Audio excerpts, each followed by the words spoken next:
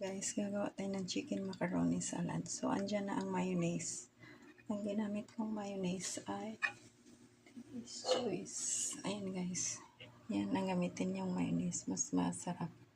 Ladies choice. Tapos, ilagay na natin ang pickles. Ayan. Yung sweet pickle relish.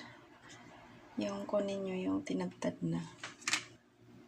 Sa ano yan, ang brand yan ay Ram. Mas mura ang Ram compared sa ibang brand. So, lagyan natin ng kunting salt, pang balance. At kunting black pepper. Ayan, ground black pepper. Kunti lang. Kasi ayaw ng maanghang. Tapos, ilagay na rin natin ang chicken breast. Yan. Paglagat nyo sa chicken breast, lagyan nyo na ng seasoning guys, at saka spices. Lagay ng bawang, red onion, tsaka luya para hindi malangsa, at saka salt and pepper. Tapos, lagyan na natin ng cream. Ayan, Nestle cream. The best kasi ang Nestle cream compared sa ibang pangalan kasi yung ibang brand mapakla.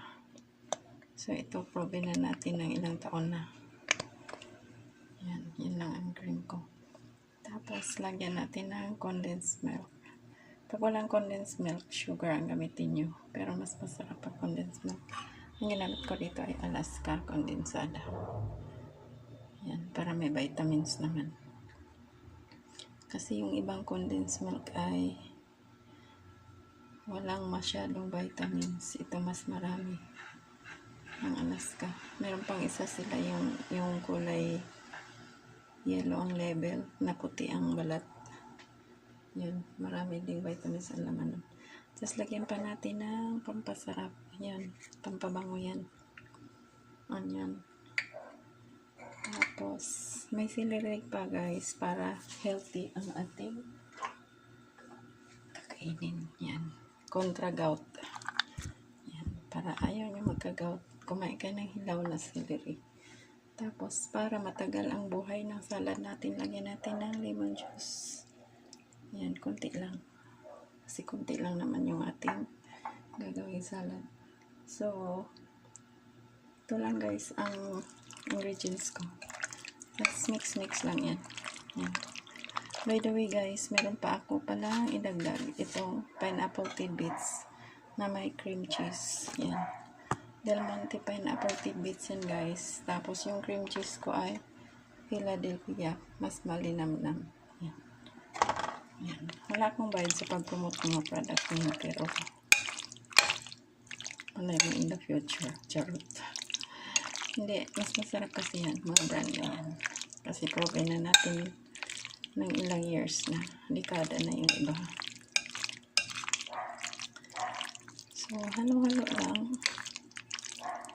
Hanggang sa mag-fully mix. Yan.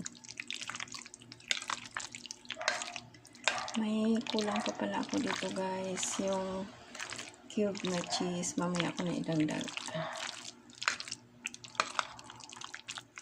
Kasi wala pa akong nahiwa. Sorry. Pasensya na. Limutin tayo. Marami ng marami ng kulang na vitamin siguro sa katawan, kaya hindi na makamemorya. Pero masarap na rin yan kasi may cream cheese, diba? Pero dagdagan ko pa yan ng cheddar. So wala ako ng cheddar, idagdag ko dito. So that's all guys. Ganyan lang guys. Tapos i-refrigerate nyo muna overnight bago nyo i-serve, kasi mas masarap ito kapag malamig.